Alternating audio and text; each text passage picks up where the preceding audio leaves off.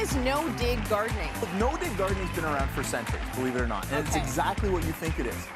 No-dig gardening. Maybe try this outside, though. We're actually just going to put soil right on top of the cardboard. Okay. I love making a mess in the Cityline studio. You It's my sure favorite do. part. Then learning about the Muslim holiday of Eid. Eid really means festivity or feast. Yes. So this is the feast after 30 days of fasting for the month of Ramadan. And later, what we didn't know about our windshield wipers. Okay, so you should be replacing your wipers every 6 months. Did you know that? Is anyone doing that? I'm thinking, I'm wondering if I've ever replaced mine. It's Cityline with Tracy Moore.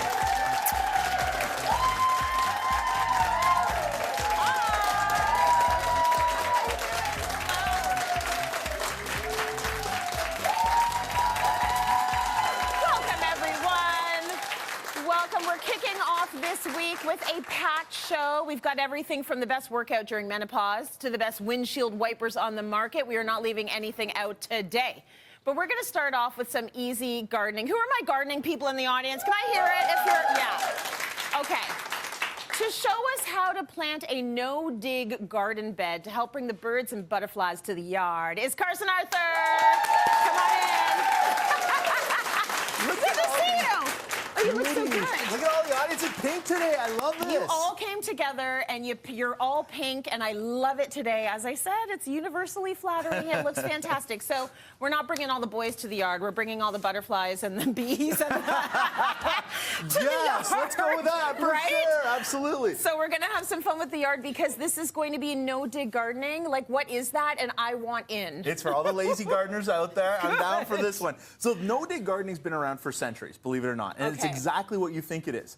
No-dig gardening. We're not digging. So we're going right on top of the lawn, which is amazing because studies and science have come out with a lot more information about what's happening under the grass. Yeah. So Charles Dowding did a huge research paper on when we dig the lawn up, we release all the weed seeds. So that actually adds weeds to our garden beds. We don't want to do that, right? We also now know that grass is an effective carbon sink. What that means is it's pulling CO2 from the air and storing it in the soil. So as soon as we rip the grass up, we're releasing all that CO2 back in the air. So we don't want to do that. So there are fantastic methods, and I'm going to show everybody one of them today on how to garden right on top of the lawn. And know that when you're doing this, obviously, you're killing your grass. This is not an area of the lawn where you want to keep your grass. Yes, I like to use the word composting your lawn. I mean, you're we're composting it. You're Exactly. composting, not killing. It's going to be doing work, actually. It's going to actually feed your plants. Yes. So it's a good thing. It's not going to waste. So the first thing we're going to do is we're going to pull out our cardboard boxes, all the ones we've been saving. And we know you have a lot. Don't even try and tell me you're not online shopping, okay? Take them out and break them down. I've got a few of those too. Right? The good news is all those cardboard boxes in Canada are printed with soy-based ink. Excellent. Which makes this completely biodegradable. Amazing. The one thing you have to remember, though, is you have to take off the tape. Yes. So take off all the tape in the boxes because this will not decompose. And as the garden bed starts to grow, of course, the tape starts working its way up. So we're going to throw all the tape in the recycling. We're going to get rid of that. But we're going to put the cardboard down. Now, when I like to put cardboard down in the space, you only need one layer. So in this case, obviously, we've got 2 layers. We're doubling it up, which is fine. But the cardboard's going to last about 9 months. So 9 months to effectively kill the grass underneath, to decompose. It acts as a very good weed barrier because it prevents sunlight from getting to the below. And that's what the plants need, But cardboard, as it breaks down, great for storing moisture for the roots. So cardboard is our friend. So we're going to put our cardboard down first. So ultimately, it would just be 1 layer in real life. We're just going to flatten it for now and keep it 2, right? You could go 2 layers if you want to, if you had not as much cardboard and you want to expand the space a little bit. The more cardboard you put down, the more barrier you've created for weeds coming up. All right? On top of the cardboard, we're actually just going to put soil right on top of the cardboard. I love making a mess in the Cityline studio. It's my favorite part. What's in here before I touch it? Nothing bad. Usually he brings bags of poo. Manure, is it poo or what is happening here? So in this case, this is a potting mix. Looks good. Yeah, and I love using potting mix because it's nice and light. It's got tons of this nice light perlite. The perlite is effective for holding moisture, and that's really what you're trying to do here, is have a moisture-rich soil because it helps break down the cardboard faster, but it also supports your plants as they grow in. Does it matter what you're planting? It does. We are only going to plant things that have not got roots now. Okay, but the potting soil, like you can plant like anything in this particular soil. Absolutely. Okay. And this particular one is full of worm castings. It's a nice organic option, which I love because, again, we're trying to do something better for the planet. So why Right. not use organic? So Beautiful. It's full of worm castings, absolutely gorgeous. Okay. Once we've got our soil done, Yeah. we're down, and we want about 2 inches. Yep. 2 inches is about the right depth for the actual mix itself. Okay. Once we get that, then we get to start playing with plants. So, Okay. a lot of people love the seed mixes, myself included. Mm-hmm. Now, these seed mixes, perennial growing flowers and plants that can be used across Canada, across the U.S., into North America. They're all native species for the most part, okay? The key, though, is these will self-seed. What that means is if you put this in the front yard, it's going to actually start to spread to your neighbor's yards. Oh. So be smart about where you choose these seeds, Got okay? it. Be Now, careful about what you plant then. Exactly. Or where you plant it. yeah, just know that they're going to actually continue to grow throughout the yard, okay? it. As we plant our seeds, we're just going to open up a package like this. Okay. We're going to dump it straight into a bucket. Now, you're going to notice I have some soil already in here. Yep. Putting it straight in the mix. Is this same soil? It is. It's just dried out a little bit because I took it out earlier. Yeah, So we're going to got put it in. Seed to soil contact is what makes your seeds germinate. It's what makes them grow. Okay. So by pre-mixing them like this and then putting them down into the yard like this, Okay. you're guaranteeing your actual best germination rate possible. Okay. All right, Beautiful. so put that all down in there. We're going to spread it out nice and even. Now, for a seed package like this, you're looking at about 20 to 40 square feet. Okay. So as you measure it out, obviously we've put a lot into this one little space. If I was Yes. to let this grow, thousands of flowers. It'd be very dense. Which might be a good look. Maybe.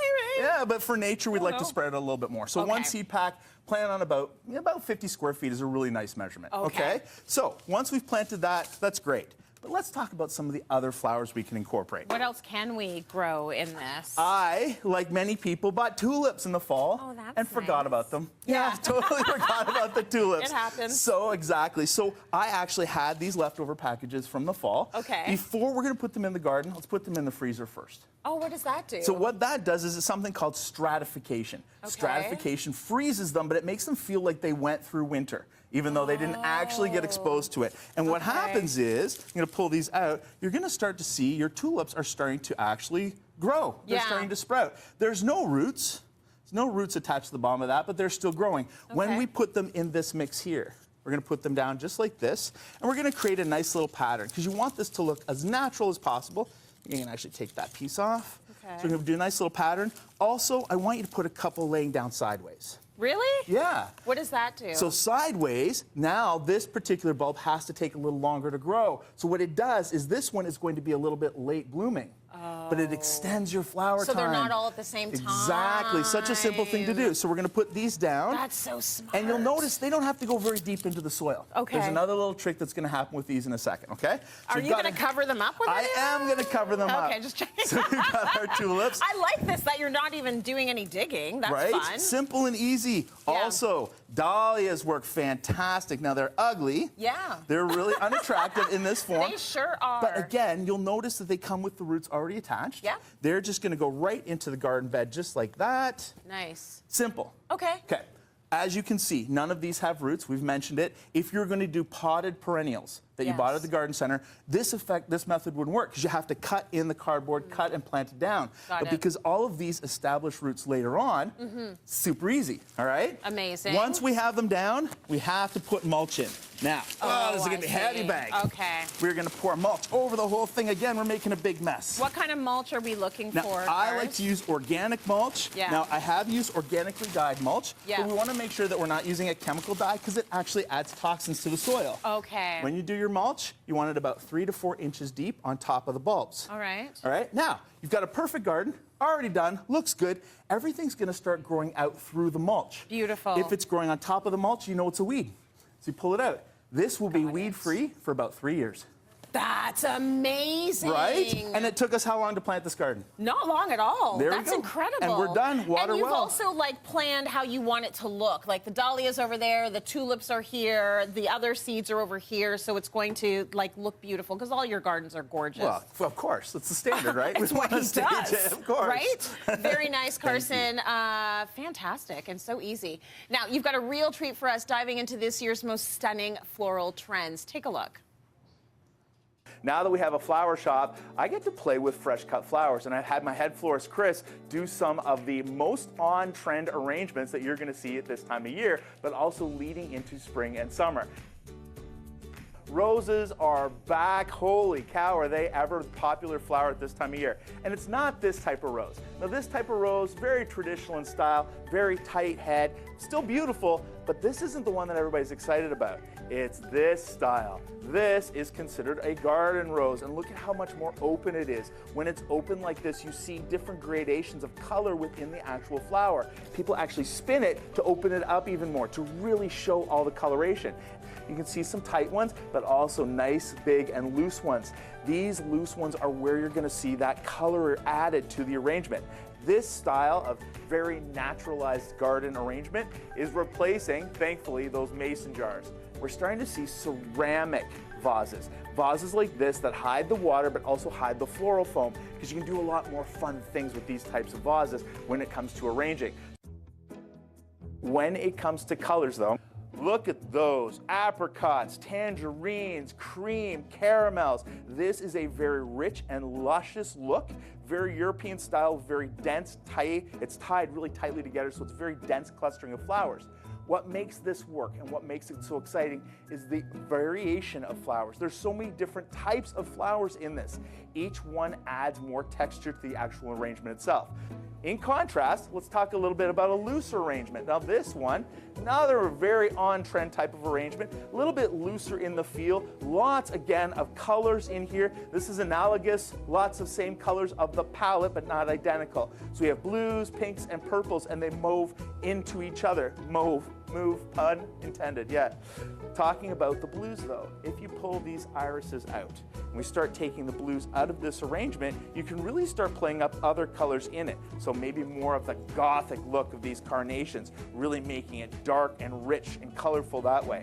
So this type of arrangement lends itself to sort of changes throughout the season. If you have an arrangement like this on your kitchen counter, as things come out of your garden, you can add them into it, taking it in any direction you want to. Wedding white is back on trend. Whites and greens. If you're thinking that you're doing a wedding this year and you want white, add lots of green or other colors to the mix to really make your white stand out. It is absolutely spectacular, and let me tell you, put one of these in your house right now, it's going to smell like spring until we actually get the real deal.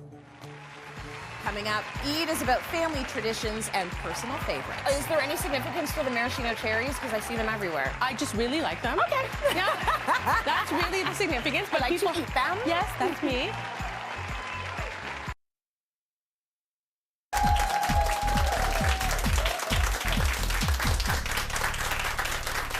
Welcome back, everyone. Nearly 2 billion Muslims across the world celebrate Eid this month. Sharing her family traditions and how she celebrates Eid is Sarah Juman-Yassin. She brought the party to us. Brought the party here. You look stunning. Thank you very much. Oh my, can you give us a little twirl? Like, come on, come through. It's a special moment, a special time for you and your family. Please explain to us what Eid is, and then we'll get into how you celebrate. So Eid really means festivity or feast. Yes. So this is the feast after 30 days of fasting for the month of Ramadan. Okay. So, go ahead. I was going to say, how does it usually unfold, Eid celebrations? So for us in our house, and most Muslims around the world, we go to Eid prayers on Eid morning, and we dress to the nines like this. Yes. So for me, it's finding the outfit, the matching hijab, the accessories, and then throughout the day, we go visit family, we host other family members, and it's really just a time to celebrate, reflect on the month of why we fasted, and then progress into the future with how all the teachings we've learned. So to commemorate all the fanciness, I brought you a very fancy Eid outfit. Why, thank you. Don't mind if I do. So you're looking for something that's just going to mark the occasion in a beautiful way, right? Yeah, so Eid outfits vary. Yes. Oh, this is very nice. Lovely. So Eid outfits vary across the world from region to region. So here we're wearing like Turkish outfits, but in the Middle East they wear abayas, kaftans. In Southeast Asia they could wear saris and lengas. the real common element is that most outfits are modest. Right. Okay, Yes. so we're covered up and gorgeous. Yes, that's right? correct. Beautiful. So you get into your finest, you go to mosque, you celebrate together.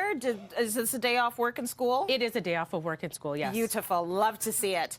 Okay, let's talk a little bit about the decor. So Yes. what the biggest change I've seen over the years is that, like, you can buy now Eid-specific decor. Yes. Which is lovely. You can put it around your house and really celebrate to mark the occasion. So what have you brought for us here? So absolutely. So growing up, we did not have e-decor. Right. So we used to buy Christmas decorations, repurpose it, make our own. So Yeah. it's wonderful to see products like these in the stores. So I'm going to start with inflatable because these are my favorite. Here we have inflatable lanterns. Ah, that's so There's sweet. also inflatables for outdoors for your lawns. Okay. Eid Mubarak signs. There's a Canadian company called New Traditions, and they're doing fabulous work with really, really great inflatables. Yeah. Indoors, we have lots of different lanterns. We have Eid signs. Yes. We have signs for your door. We So have these are just stunning. gorgeous, Look at these. gorgeous. You can hang these up inside, outside. That's really beautiful. And then we Yeah. even have disposable plates. Look at these. With Eid, we have napkins, we Yeah, have very nice. mosques. So it's just Gorgeous. really, really a huge range of things that you can find in stores now. And it's a great thing that you can just pick it up in stores. I think that's lovely. Okay, so we've talked a bit about the decor. We've talked about the outfits as well. I want to talk about the food. Yes. Because this has been 30 days of fasting. Yes. It's nice that you can get together, and I imagine there is a lot of food involved. There is a lot of food, Yeah. but you know, we try not to make it like overkill Yeah. because this 30 months is really about training yourself, having empathy for the poor 30 days. and people who don't have food. Right. So really when you're celebrating, and especially I think this year, there's so many people around the world that are needy and without food.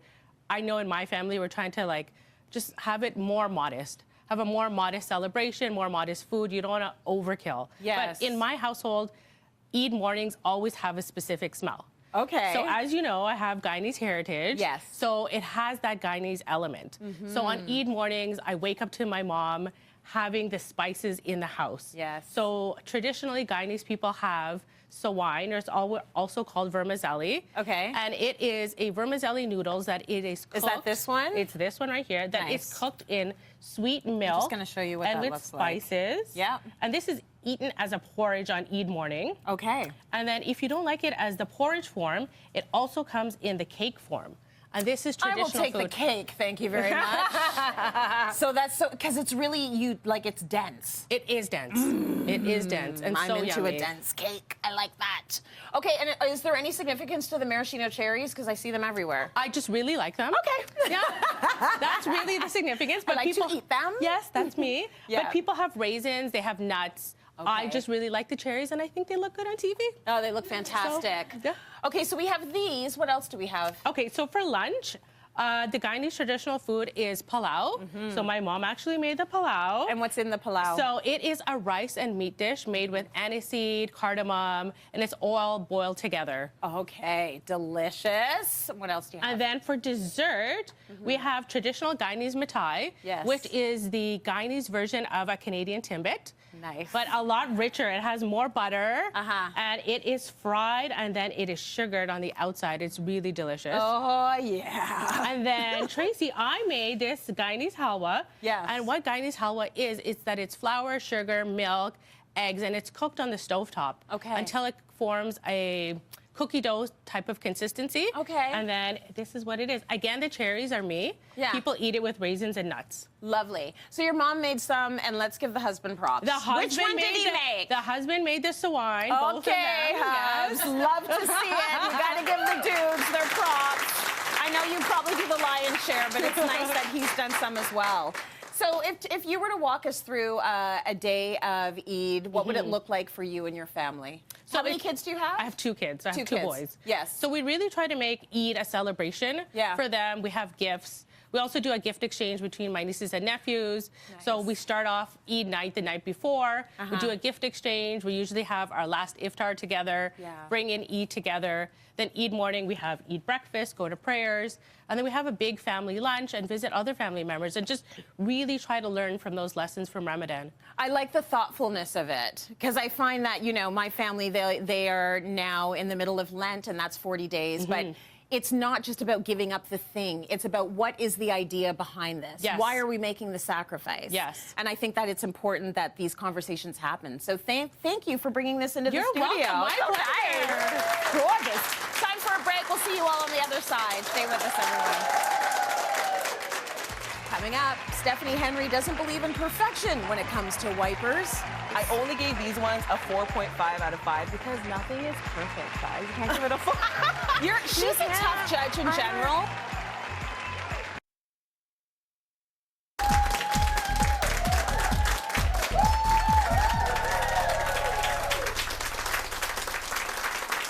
Welcome back. As we head into rainy season, one of the most critical safety items on your car are your windshield wipers. You probably already know this. Our very own Stephanie Henry tested out the best of the best to find out if they are actually the best. Let's take a look. Spring has just about sprung, and I'm here at our club to test out 3 different pretty popular windshield wiper brands. Let's dive in. So first things first, we've got the Certified Beam wiper blades. Now these wiper blades are one of my favorites because I saw the price tag on these and I ran, I did not walk. Let's give these a little bit of a test. Yeah. So one of my favorite things about this is, of course, the design of them makes sure that the curvature of the windshield wiper actually hugs the windshield itself. And of course, it's affordable, of course, $27 after tax. And last but not least, it provides pretty great visibility. Now, the cons that I have with these windshield wipers is that they're a little bit hard to get onto the car itself, and they're a little bit on the flimsy side. So although they say that they're all seasons, I feel like you're gonna have some trouble with these when it comes into the winter months. Next up, we've got the Reflex Perfect Fit wiper blades. What I love about these is the fact that they are easy to put on. What I love as well is that they come 2 in 1 pack, which is really makes the buying process a lot easier. Oh yeah. I don't know if you heard that, but there's a little bit of noise when it comes to with these windshield wipers, so that's, I think, would be one of my cons. But it's not enough to make me not buy these. I give these a 3.5 out of 5.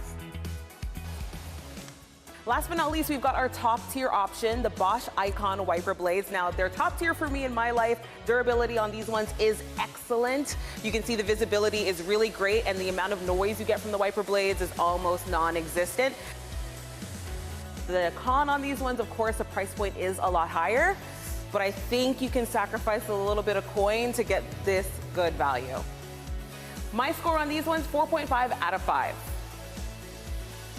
Winter sure did a number on our windshield wipers, so of course it's time to think about which ones you're gonna go for next as we head into spring.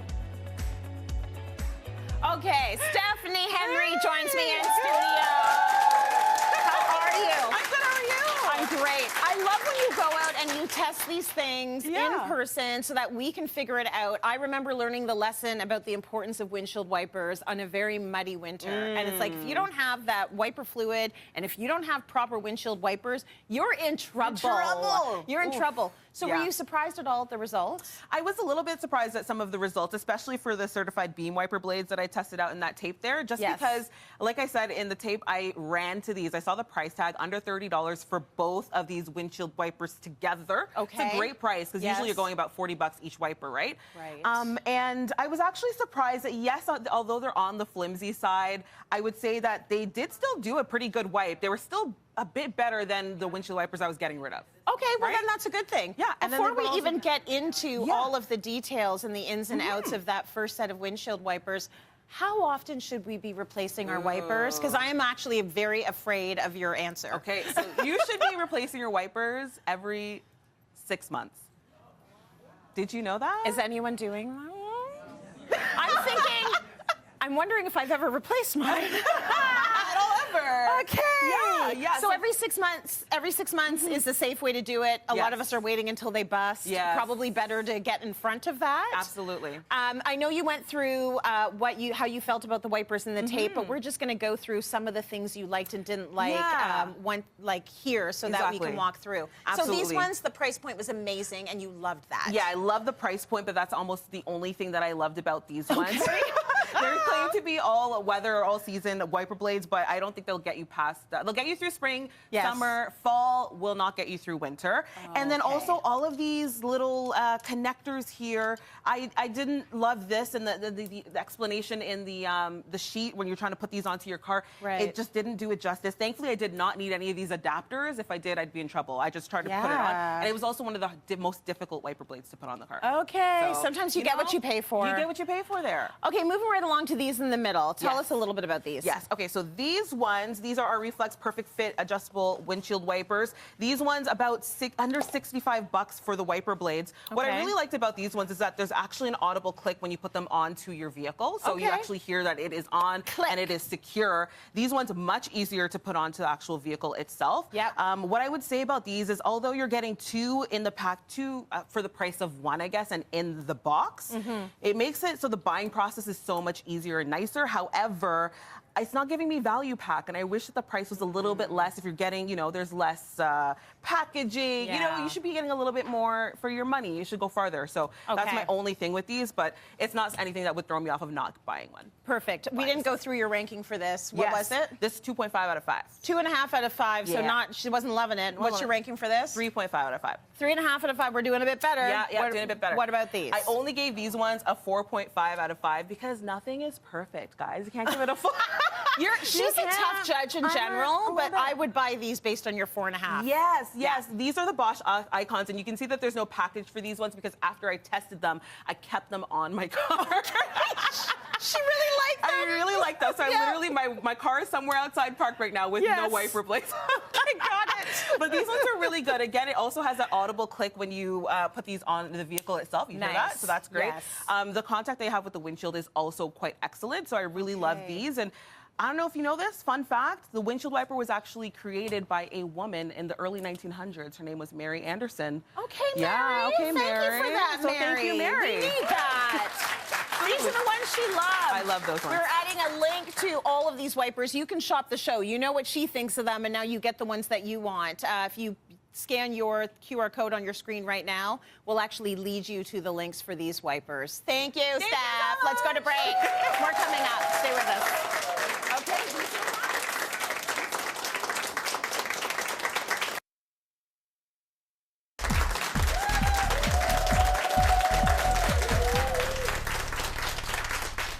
Welcome back, everyone.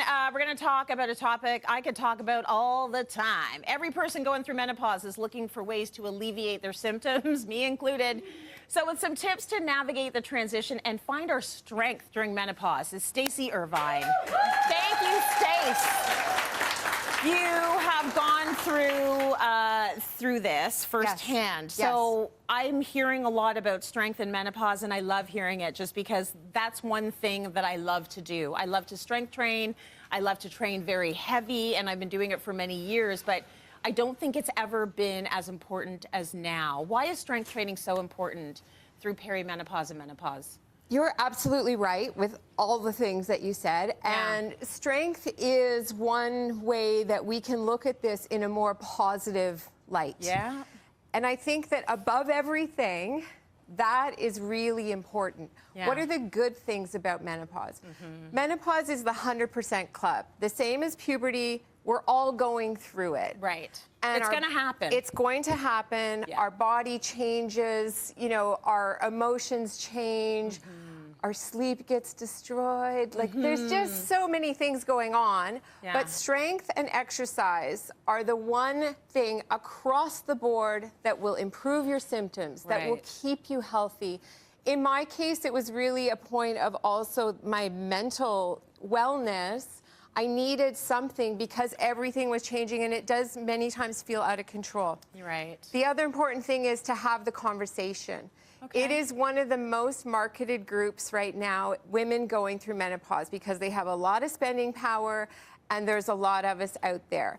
And there's many things saying we can cure this, we can do this, but you really need to have the conversations with your girlfriends, with your doctor, with your health provider, with your personal trainer to say, how am I actually going to do this? So we have a couple rules that I'm going to kind of basically go through and say, rule number 1, the workouts that you were doing before menopause and before perimenopause aren't going to have the same benefit as now. So Right. you have to make a change and just accept that things are changing, your body is changing. You're going to have some acceptance with all of that. Can we talk about what we might have been doing before? Because I think what a lot of women have been obsessed with in their 20s and 30s is cardio. Yes. So there's a lot of running on a treadmill for a really long time, or there's a lot of high intensity interval training, which, you know, have a time and a place. They do. But really long runs and really intense runs are not necessarily the best thing for your hormones anymore, are they? They are not. They are not. So the time and the place was, like you said, 20s and 30s for those types of workouts. Yeah. Now it's all about heavy weights and strength training. Right. This is the time and the place for that. So just text my personal trainer and let him know. We have been having this conversation, though. I need different things at this stage of my life, and it has nothing to do with laziness. Exactly. It has to do with what my body, like, I don't want my cortisol rising anymore. I need it to lower. You do not. And we're losing muscle mass in menopause, and we're losing bone mineral density. Right. Weights are by far, all the evidence points to, they are the best way to combat that. Right. Okay, so the second rule, knowledge is power. Yes. This is exactly what we're talking about. Read some books, get some good advice. Don't go with what's being marketed to you. Get to the bottom of it. What are your hormones doing? Get a good relationship with your doctor. Get good advice. Yes. Okay? Yes. And finally, there is a lot of unpredictability in this. What works one day might not work the next day. Remember, it's a transition and an evolution. Okay? Yeah, that part is the part I dislike the most. That is so. That is such trash. Like, what? I got in. You get into a routine and it's working for you, and then it's like, oh, it's not going to work on Tuesday. It's all gone. Okay. Try again. Let's channel that trash energy and get some weights here. Let's channel the rage. Let's channel it. Okay, so we're going to use what's called the 3-7 technique. This is the best, most efficient way to build muscle mass. This is why I want to show it to everyone today. Yes. We go with 3 repetitions. We're going to do bicep curls nice and easy. Okay. And these are heavy weights, as you can feel, okay? With the 3-7 technique, you rest for 15 seconds, but I'm just going to say let's do squats. So we're going to do 3 squats. Yep. And that's a 15-second rest for our biceps. Then we go to 4. Okay, this is why it's called 3-7. Yeah. We do one body part at a time, and then you're done. I've been doing this for a long time, and I love it. I love this style of workout because, you know, it's a good way to kind of have a program. Yes. But I think I did 5. Yeah, you did. Okay. You can keep going if you really want. And then we just keep going. But we're going to leave those ones as it is. So you go all the way up the ladder to 7? Is that the point? Yep. Okay, and then you do the same amount of squats. Perfect. Exactly. Now we're going to do it with tricep dips. Same idea. So tricep dips are great because they're hard. Yeah. You can do them pretty much with body weight. So we do exactly the same thing. We do 3. And then instead of just resting, which there's nothing wrong with that, we're going to do hip thrusts. Oh. Okay. So we're supersetting, are we? Supersetting. Okay, boss. So we're going to slide down here. Yeah. Shoulders go on the chair. And then we're going to come up 3 hip thrusts. So that was our break time. Okay. So this is our active rest? Is that what this is? Basically. Okay, but it's also an exercise. All right.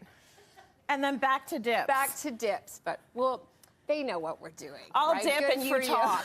Why is this a good way to work out when we're in menopause or perimenopause? The most important thing is that it needs to be heavy enough. And so we want to keep the exercises simple. Yeah. Because we are also more susceptible to inflammation in perimenopause and menopause. Right. So don't go trying things that you've never done before. Don't lift too heavy with a risk of injuring yourself, because what I see in my practice, those injuries can grow into really big deals. Frozen shoulder, hip issues. We want to really make sure that we are doing things safe. Yeah. And we can keep it simple. It just needs to be heavy. So this isn't the time to start doing hurdles? Oh boy, do I have a story about that. I thought I was Perdita Felician for a second. This was actually when I was before perimenopause. I love it. And everyone in my class was doing hurdles, hurdles, hurdles. I'm like, I can go higher, I can go faster. Bang. It was like hip, tailbone, head bounce, the whole 9. Oh. So I don't do hurdles anymore. Right, right. But this is easier than hurdles. Deadlifting, squats, thrusts, all of those it. things. I love Big muscle groups, me Yes. too. And they're really going to pay off Yeah. when you're going through this transition. It's a Stacey, strong thank transition. You. We appreciate You're very you. welcome. Let's go to break. We'll be right back, everyone. So good. Feels good. Coming up, how to make your fresh cut flowers last. Ice cold water works great. So put ice in the bottom of the vase. Makes them stand up. Actual ice? Actual ice, Okay. absolutely.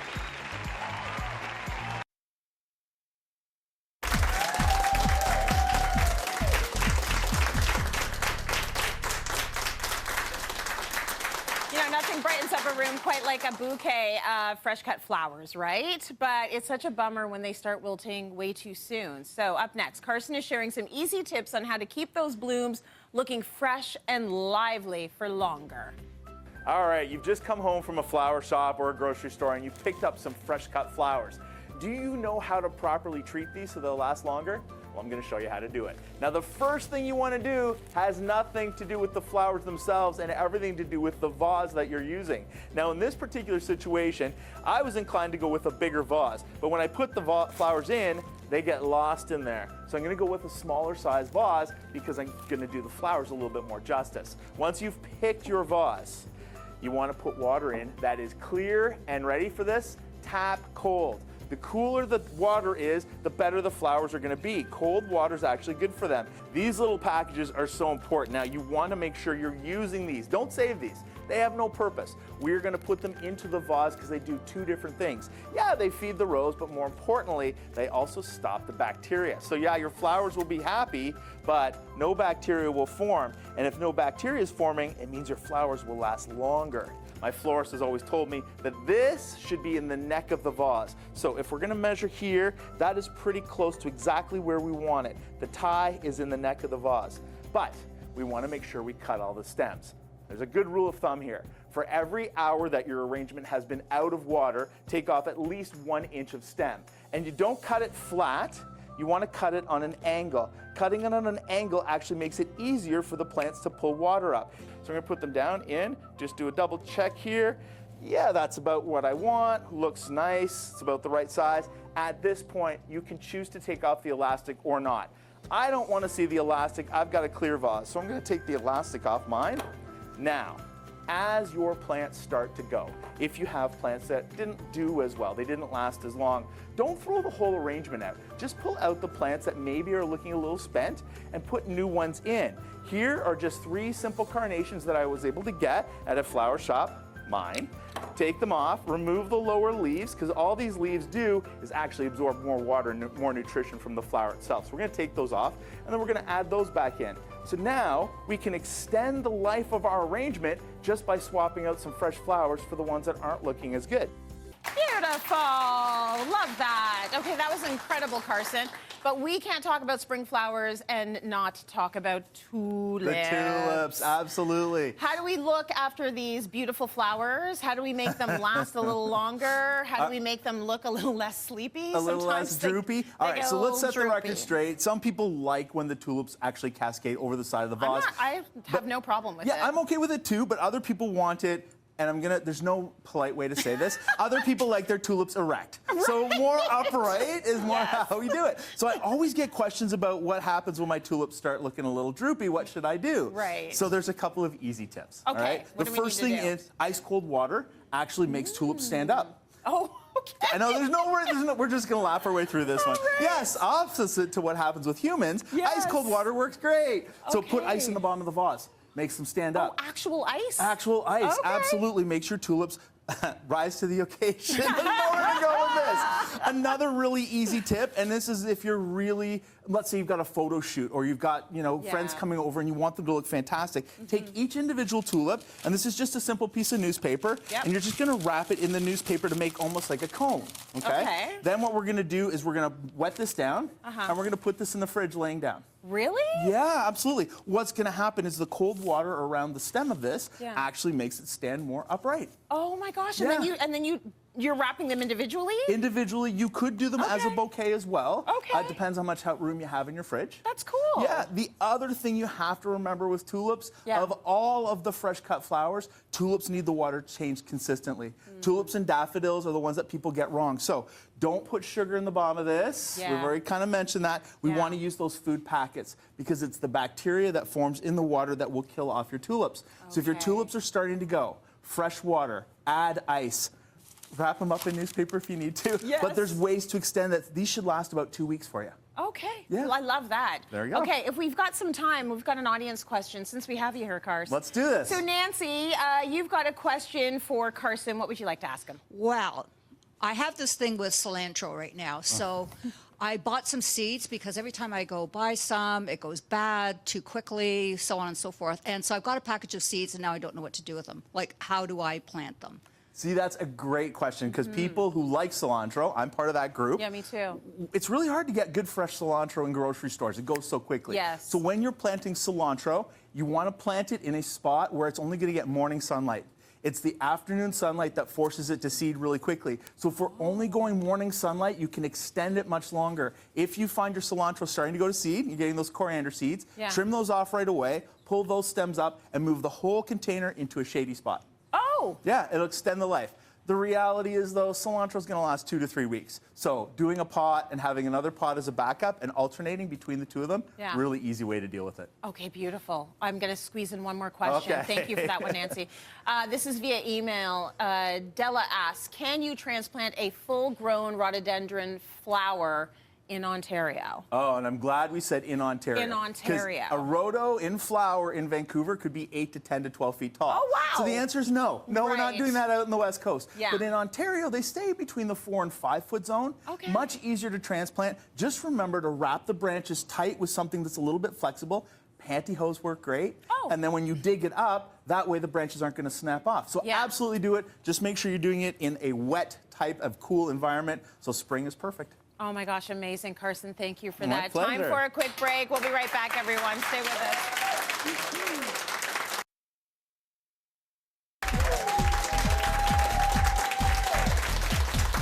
Welcome back, everyone. Upgrade your snack game. Keen No-Bake Energy Bite Mix allows you to quickly prepare and create your own customizable energy bites using the highest quality ingredients. Everyone in the audience will be taking home Keen's No-Bake Energy Bite Mix. Enjoy. You know, as we get older, I keep hearing more and more about how important gardening is. Even in a world that is filled with tech, right? Someone's phone's ringing.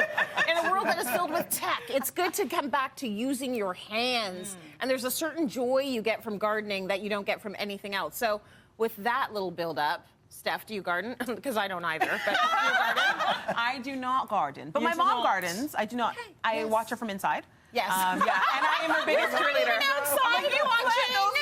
You plant those roses, Mom. It looks beautiful. My mom literally will come to my house and start pulling up the garden because she'll be like, you need this here, and I brought you some fern, and like she gets right in there. Leo and my mom are the gardeners in my life for sure, and they love it. They absolutely love it. Stace, how about you? Are you a gardener?